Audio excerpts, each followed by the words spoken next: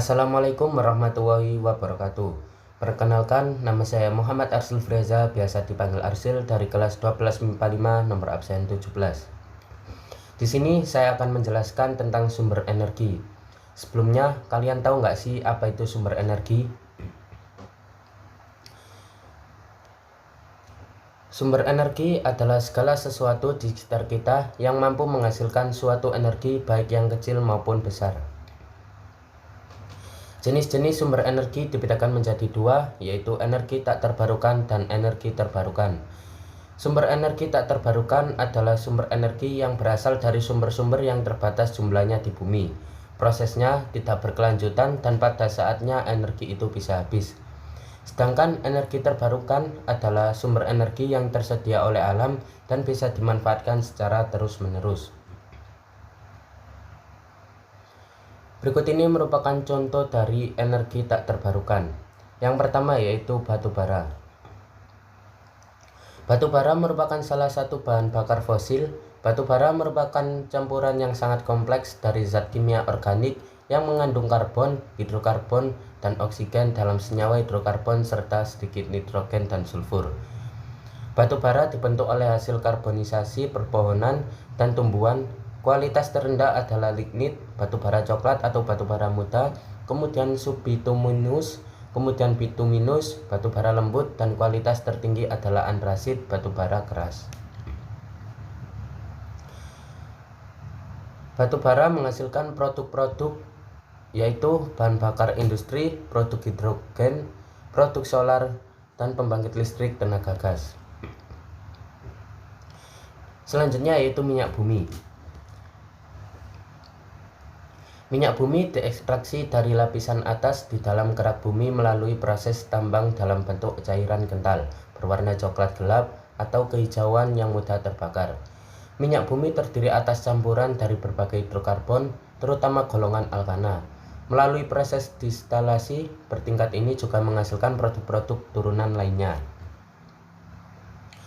Berikut ini merupakan hasil dari produk minyak bumi yaitu gas minyak cair, bensin, minyak tanah, aftur, solar, minyak bakar, dan oli. Selanjutnya yaitu gas alam. Gas alam saat ini menjadi sumber energi alternatif yang banyak digunakan oleh masyarakat dunia untuk berbagai keperluan, baik untuk perumahan, komersial, maupun industri.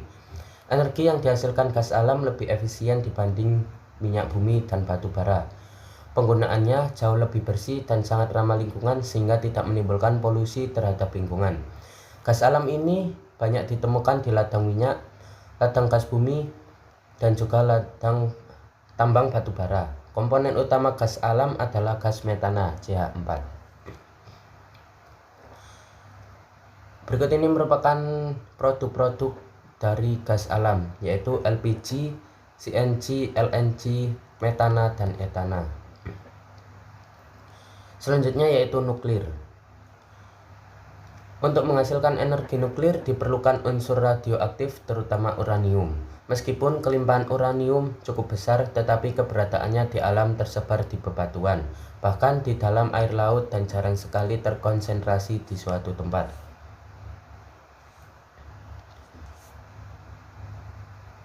Nah, selanjutnya yaitu penjelasan tentang energi terbarukan. Contoh dari energi terbarukan yaitu pembangkit listrik tenaga air. Energi potensial air karena ketinggian dan energi kinetik karena kelajuan alir dapat dimanfaatkan untuk membangkitkan tenaga listrik. Prinsip kerja PLTA yaitu aliran air dari ketinggian tertentu dibendung. Air deras yang jatuh disalurkan melalui pipa pesat, kemudian diarahkan ke bila-bila turbin air sehingga energi kinetik air ini dapat menggerakkan poros turbin. Ini merupakan salah satu contoh proses dari terjadinya pembangkit listrik tenaga air. Yang pertama, air mengalir dari waduk melalui pipa pesat dan mengalir pada turbin berputar sehingga menghasilkan listrik. Kemudian air keluar. Selanjutnya yaitu pembangkit listrik tenaga surya. Panel surya merupakan alat yang dapat mengubah secara langsung energi matahari menjadi energi listrik. Sementara itu, kolektor cahaya matahari merupakan alat yang mengubah energi matahari menjadi kalor dan kemudian menjadi listrik. Untuk menghasilkan listrik dari cahaya diperlukan sebuah proses yang dikenal sebagai proses fotoelektrik. Proses fotoelektrik ini dapat dibedakan menjadi 3 jenis, yaitu fotoemisivitas merupakan proses pemancaran elektron dari suatu bahan ketika bahan tersebut berinteraksi dengan cahaya. Yang kedua yaitu fotokonduktivitas, merupakan peristiwa peningkatan arus listrik yang mengalir melalui suatu bahan konduktor ketika bahan tersebut dikenai cahaya. Yang ketiga yaitu fotovoltaik, terjadi ketika cahaya jatuh ke bidang batas dua bahan yang menyebabkan elektron-elektron dipindahkan dari satu bahan ke bahan lainnya.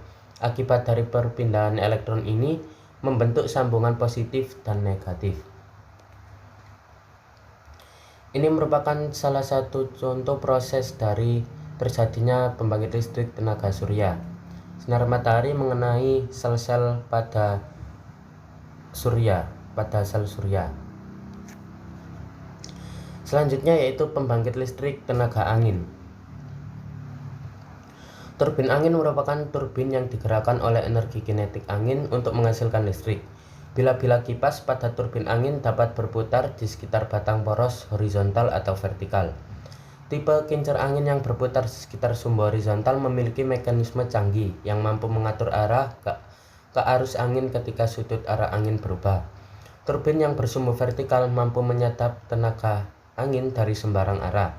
Umumnya, turbin angin dibangun berkelompok di tempat yang disebut ladang angin. Ladang angin terluas dijumpai di Denmark dan Amerika Serikat. Ini merupakan contoh dari terjadinya proses pembangkit listrik tenaga angin. Angin bertiup kemudian memutar baling-baling pada kincir angin, kemudian di dalam kincir angin tersebut memutarkan generator sehingga menghasilkan listrik. Selanjutnya yaitu pembangkit listrik tenaga panas bumi. Batuan di bawah permukaan bumi sering memanas. Stasiun pembangkit listrik tenaga panas bumi memanfaatkan panas di dalam batuan tersebut untuk mengubah air menjadi uap. Kemudian uap dapat dipakai untuk membangkitkan listrik guna dalam sistem pemanasan. Di beberapa tempat dihasilkan uap air panas yang dekat dengan permukaan tanah. Letak sumber uap dapat dicapai dengan teknologi pengeboran yang saat ini tersedia. Geyser atau sumber uap panas seperti inilah yang dapat disaring untuk menghasilkan tenaga listrik pada PLTP. Ini merupakan salah satu proses dari pembangkit listrik tenaga panas bumi.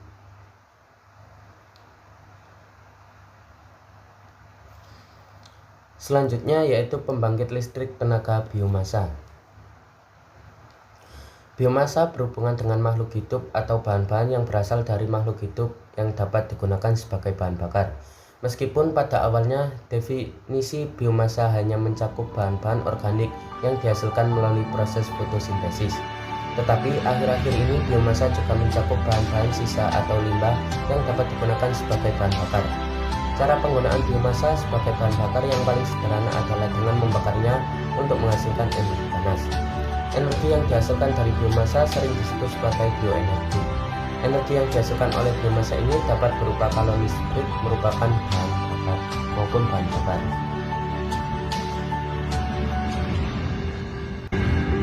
Sekian, terima kasih presentasi dari saya. Kurang lebihnya saya mohon maaf. Apabila kalian membutuhkan PPT ini bisa di-download di deskripsi YouTube di bawah ini.